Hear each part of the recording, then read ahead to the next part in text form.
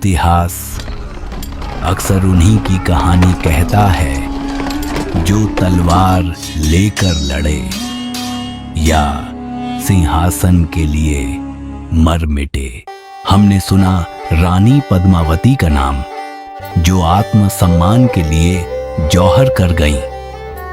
हमने जानी हाड़ी रानी की कथा, जिन्होंने पति की विजय के लिए अपना सिर कटवा लिया।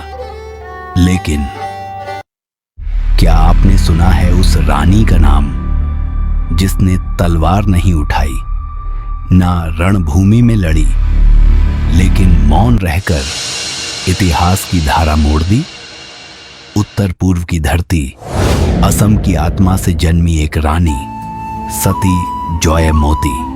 यह वो समय था जब असम में अहोम साम्राज्य अपने शिखर पर था। एक ऐसा वंश जिसने 600 वर्षों तक विदेशी आक्रमणों को रोका, जिसकी संस्कृति में युद्ध और भक्ति एक साथ बहते थे। वहीं पली बढ़ी थी रानी जयमोती, शांत, समर्पित, पर भीतर से चट्टान। लेकिन हर साम्राज्य में एक अंधेरा भी आता है। राजा सुदोइफा के निधन के बाद सिंहासन पर बैठा सुलिकफा एक ऐसा तानाशाह जिसके लिए शासन मतलब डर था और न्याय सिर्फ बदले का नाम।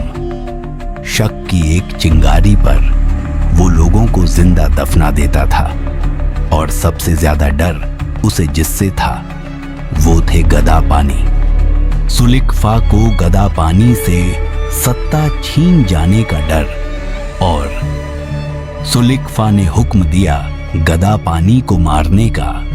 ढूंढ निकालो उसे जहां भी छिपा हो। और जैसे ही ये खबर जयमोती तक पहुंची, वो समझ गई अब अगर गदा पानी रुके तो अगली सुबह शायद जिंदा ना हो। रानी ने पति से कहा, तुम यहाँ नहीं रह सकते, जाओ पहाड़ों की ओर निकलो।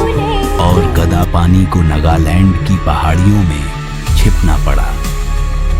जंगलों में अकेले।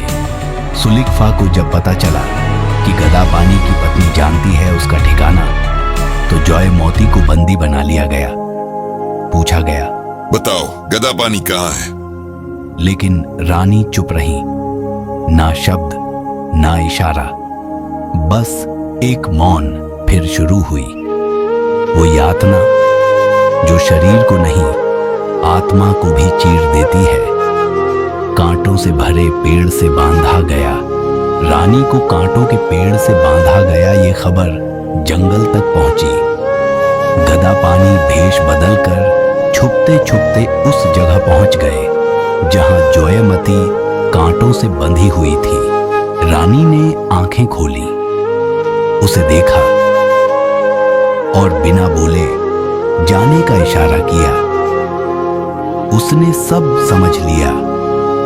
उसकी रानी उसके लिए पहले ही सब कुछ छोड़ चुकी थी। और फिर एक दिन सांसें रुक गईं, पर वो मरी नहीं, अमर हो गई। उसी बलिदान से सुलिकफा का राज खत्म हुआ और गदा पानी का पुत्र रुद्र सिंह बना असम का सबसे प्रिय राजा। तो अगली बार जब आप रानियों की बहादुरी की बात करें, तो याद करें उस रानी को जो लड़ी नहीं, पर मौन रहकर इतिहास की सबसे ऊंची आवाज बन गई। नाम था सती जयमोती।